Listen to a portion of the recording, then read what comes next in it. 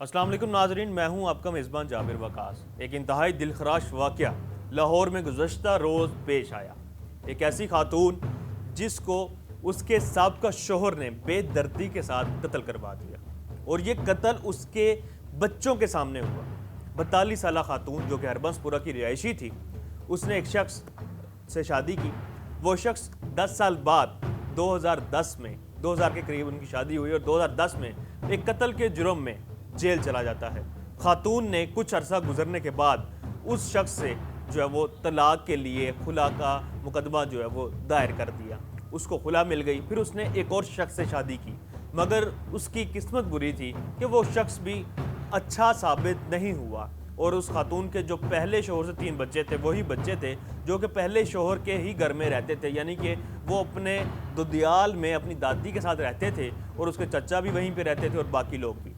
चचा और दीगर जो अहले खाना थे वो पहले ही से जराइम पेशा मुख्तलिफ सरगर्मियों में मुलव्वस थे और इस वजह से वो बच्चा भी उन्हीं जगहों पर रहकर और उसकी बाकी 2 बहनें जो है वो आगे नहीं बढ़ सके और वो लोग जो हैं इस बात को डिनाई भी नहीं करते। अभी आपको मैं उस बच्चे का जिसकी वालदा को कत्ल किया गया है उसका तमाम बयान जो है वो आपके सामने रखूँगा, लेकिन इससे पहले मैं आपको ये बता दूँ कि इस खातून ने जो दूसरे शख्स से शादी की वो भी कामयाब न ठहरी और फिर उसके बाद ये बच्चा बड़ा हुआ, उसका बेटा, और उसने एक फार्मेसी की दुकान पे सेलमैन की शॉप पे सेलमैन जो है वो बन गया और वहाँ पे उसने जो है वो जॉब शुरू कर दी। फिर उसके बाद किराए पे घर लिया उसी अपनी दादी के घर के थोड़े से फासले पर, वहाँ पे अपनी वालदा के साथ रहना शुरू कर दिया।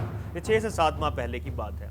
इस दौरान उसका जो पहला वालिद है, बच्चे का हकीकी वालिद, जो पहला शोहर था इस खातून का, मकतूला का ये शोहर जेल से वापस आ जाता है और इन्होंने कई बार ये पैगाम भेजा कि खातून को कि वो आएँ और दोबारा से इसके साथ शादी कर लें, चूँकि दूसरी शादी तो हो चुकी थी और उससे तलाक भी हो चुकी थी। तो इस वजह से ये कहा जा रहा था कि आप जो हैं वो दोबारा मेरे साथ शादी कर लें, लेकिन खातून इस हवाले से राज़ी नहीं थी और इसमें उनको धमकियाँ देने में खातून की जो पहली साबका नंद थी, यानी पहले शोहर से जो उनकी नंद थी, वो और उसके अहले खाना, उसका बेटा बिलाल भट्ट और दीगर लोग भी जो हैं वो इसमें शामिल थे। इस वक्त जो 3 नामजद मुल्ज़मान जिनके नाम इस मुकदमे में आए हैं उनमें से एक का नाम वहीद भट्ट है, एक का नाम बिलाल भट्ट है जो कि मकतूला के नंद का बेटा है, और एक मंशा जो कि उनका साथी है और जराइम पेशा सरगर्मियों में मुलव्वस भी है। वहीद भट्ट के बारे में बताया जा रहा है कि ये खुद भी जराइम पेशा सरगर्मियों में मुलव्वस रहा है, जेल की यात्रा भी कर चुका है और इसने अपने मंशा दोस्त के हमरा जो है वो इस खातून को कत्ल किया। इस हवाले से जो तमाम तफसीलात हैं, मकतूला का अपना बेटा इस हवाले से तफसीलात बता रहा है, पहले आप वो देखिए। जी, मेरा नाम मोहम्मद शमी है। मैं जॉब करता हूँ फार्मेसी एज ए सेलमैन। मेरे चाचू जो फतेहगढ़ में रहते हैं, मैं उनसे सेपरेट, उनकी बदमाशाना हरकतों की वजह से मैं सेपरेट हो गया था अपनी फैमिली के साथ, थोड़ा सा अलग हो गया था। तो उन्होंने मेरी वालदा ने चूँकि उनके भाई से यानी कि मेरे पापा से निकाह किया था 2003 में, तो उनमें से मैं और मेरी एक बहन थी। उसके बाद 2010 में वो कत्ल के केस में जेल चले गए। उसके बाद 2014-15 में गालबन मेरी वालदा ने खुला दायर किया और उसके बाद अपनी मर्ज़ी से दूसरा निकाह किया। वो भी शोहर मारता पीटता था उनको। मैं चूँकि इधर ही रहता था अपने दादों के पास, तो मैं फार्मेसी पे जॉब करता था, तो इतना को कमाने लग गया था कि अब संभाल सकता। तो मैंने मामा को कहा कि आप वापस आ जाएं। तो मैंने मकान लिया, ये 5-6 महीने पहले की बात है, सेपरेट हो गए। मेरे चाचू ने दोबारा कल रात का वाक़या है, तकरीबन 11:30 का, मैं 11 बजे काम से वापस आया हूँ। 11:30 बजे मेरे चाचू आए हैं, आके मुझे बड़े प्यार से, बड़े इत्मीनान से कहा कि यार ये रंजिशें ख़त्म करते हैं, घर में आपकी फूफो वगैरह आई हैं, सारे हैं, जाकर बैठ के बात करते हैं। बड़े एतमाद में लेके हमें साथ ले गए। मैं भी अपनी छोटी बहन को, मरियम को, आयशा को साथ लेकर चला गया। आगे जाया तो मेरा कज़न, मेरी फूफो का बेटा बिलाल भट्ट नामी शख्स, वो आगे बैठा हुआ था। एक और चाचू के साथ लड़का था, मंशा जिसको कहते हैं, मंशा उसका नाम है, और नाम तो इसका सही वो था। अंदर गए हैं, मुझे सोफ़े पे बिठाया, मेरी बहनों को सोफ़े पे बिठाया, मेरी वालदा को चारपाई पे बिठाया।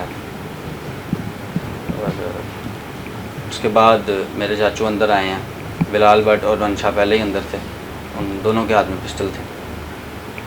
तो उसको देख के मैं इसलिए नहीं घबराया क्योंकि हमारे घरों में ऐसे ही पिस्टल आम होते हैं। लेकिन जब चाचू अंदर आए तो उन्होंने ऊपर से चिटखनी लगा दी। तो उसके बाद उन्होंने बात नहीं सुनी, सीधा ही मेरी वालदा की तरफ फायर कर दिए। 2 से 3 फायर किए। मेरी छोटी बहन और मेरी बड़ी बहन जो है आयशा, उस पर उन्होंने पिस्तौल रखी हुई थी, बिलाल भट्ट और मंशा नामी शख्स ने। तो 2-3 फायर करने के बाद तकरीबन 3 से 4 मिनट के बाद मेरी वालदा की जो सांसें चल रही थी, मेरे चाचू ने मंशे को फिर कहा इसको फायर मारो। मंशे ने फिर 2 फायर किए। उसके बाद उन्हें घसीट कर बाहर ले जाया गया और मुझे और मेरी बहनों को साथ वाले कमरे में बंद कर दिया गया। 2-3 घंटे वहाँ रखा गया। उसके बाद मेरे वालिद साहब आए, उन्होंने आके ऐसा बिहेव किया जैसे उन्हें कुछ नहीं पता था, लेकिन उन्हें सारा कुछ पता था। वो इसमें सब में मुलव्वस थे। उसमें जो बिलाल भट्ट मेरा कज़न था, उसकी वालदा भी मुलव्वस थी। पहले यहाँ पर मीटिंग हुई थी और उसके बाद जो है मेरे वालिद साहब, मेरी तबीयत ख़राब हुई हुई, मैं टेंशन से बेहोशी की हालत में गया। मुझे हॉस्पिटल लेके जाना चाहा उन्होंने, लेके गए तो नया पुल आता है, वहाँ पे मेरे दादो रिहाइश पजीर है। मैंने वहाँ पर जाके मैंने कहा मैं दादो को मिलना है। तो मैं दादो को मिलने गया, उधर से अज़ान नहीं हुई। तो पापा कहते मैं नमाज़ पढ़ के आया। तो पापा मेरे नमाज़ पढ़ने गए और मैंने पीछे से, साथ ही गली में मेरे दोस्त का घर था उधर, मैंने उसको दोस्त का दरवाज़ा खटखटाया और उसके साथ थाने चलाया। मेरे चाचू थे, चाचू और मंशा नामी जो लड़का है, ये दोनों वहाँ पर साथ ही ग्राउंड सा बना हुआ है। मौके पे तो नहीं थे, लेकिन वो इस चीज़ में पूरे मुलव्वस हैं। थोड़े दिन पहले उन्होंने घर आकर धमकी भी लगाई थी मेरी वालदा को, भी मारे थे, जिसको मैंने दरगुजर कर दिया था, लेकिन मुझे नहीं अंदाज़ा था कि ये। तो ये तमाम तर तफसीलात थी जो उसका बेटा आपको बता रहा था। देखें उसने कैसे इस तमाम सूरत हाल को एलेबोरेट किया है कि कैसे उसके बहनों के सर के ऊपर जो पिस्टल रखे गए थे और इस शख्स इसके बेटे को रोका गया और उसके सामने गोलियां मारी गई इसकी वालदा को। उसके चचा ने अपने साथियों के साथ मिलकर, और फिर अगर सांस आ रही थी तो अपने साथी मंशा को ये कहा कि दोबारा इसको गोलियां मारो ताकि ये बचे ना। और फिर उसके बाद इन्होंने ये किया कि इसकी डेड बॉडी को सहन में खुदाई करके दफना दिया। इस दौरान बच्चा जिस तरह बता रहा है कि वो अपनी दादों के घर गया, पहले जिसने कि कहा कि मेरी तबीयत ख़राब हो रही है, और इसका जो वालिद है जो कि ये प्रिटेंड कर रहा था कि उसको ये इस बात का इल्म नहीं था कि उसका भाई यानी बच्चों का जो चचा है वो ये हरकत करेगा और साथियों के साथ मिलकर इसकी वालदा को मार देगा। लेकिन फिर उसके बाद ये हुआ कि इसको लेकर वो दादी के घर गया। दादी के घर जाने के बाद बच्चे ने जो है वो अपने साथ उसके वालिद के घर के से बाहर जाने के बाद अपने साथ वाले घर में जहाँ पे उसका दोस्त रहता था दादी के घर के साथ, वहाँ गया और वहाँ से उसके साथ मिलकर थाना गया। फिर पुलिस ने ये कार्रवाई की और जब पुलिस पहुंची तो उसकी जो खुदाई करके डेड बॉडी है उसको बाहर निकाला गया। और आज जो है वो इस हवाले से ये था कि डीआईजी इन्वेस्टिगेशन शारिक जमाल वहाँ पर पहुँचे और उन्होंने एक मुकामी पुलिस के साथ सीआईए की भी एक टीम जो है वो तश्कील दी है ताकि ये मुलजमान को पकड़ा जा सके और इस केस के जो शवाहिदात हैं वो तमाम तर इकट्ठे करने के बाद मुकम्मल चालान भी पेश किया जा सके।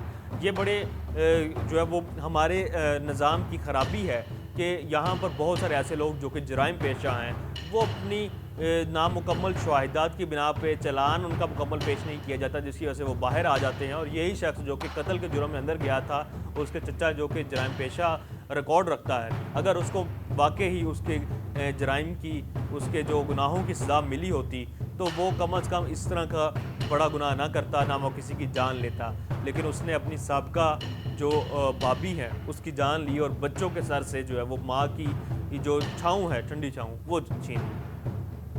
इस हवाले से मज़ीद जो अपडेट्स आएंगी वो आपको साथ साथ मैं शेयर करता चलूँगा। वीडियो को लाइक करें, शेयर करें। अल्लाह ने के बाद।